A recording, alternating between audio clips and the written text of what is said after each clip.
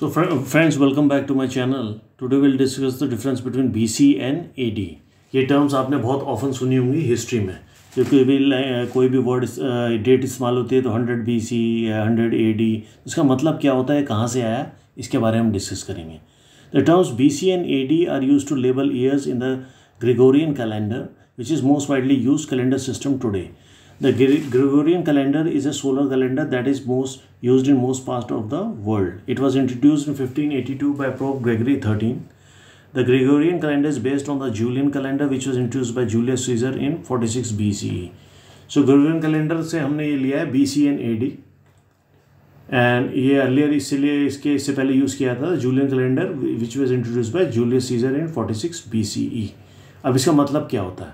First BC means before Christ, refers to the year before the birth of Christ. The numbering goes backwards. The further back in time, the higher the number. For example, 500 BC is earlier than 100 BC. So before Christ means Christ के birth से पहले चलते हैं, so that is called BC. So अगर हम 500 BC बोल रहे हैं तो इसका मतलब ये 100 BC से पहले की बात हो गई और बैक इन टाइम हो गया. अब नेक्स्ट आता है, there is no year 0 in the BC AD system. 1 BC is immediately followed by AD 1.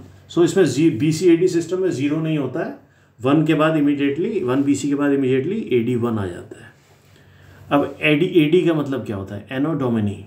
So anno domini is a Latin word, Latin for in the year of our lord, referring to the years after the birth of Jesus Christ.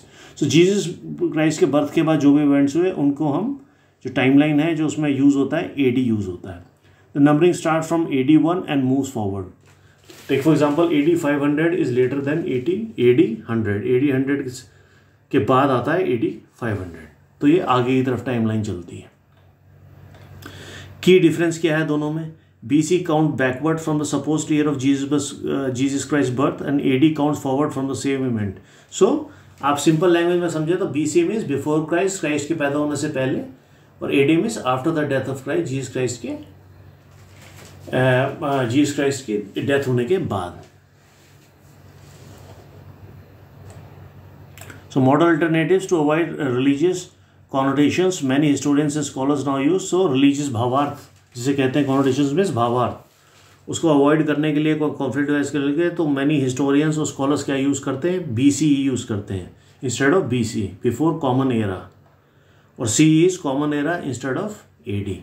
The years numbering remain the same. Example, 500 BC will be called 500 BCE and AD 2023 will be called 2023 CE.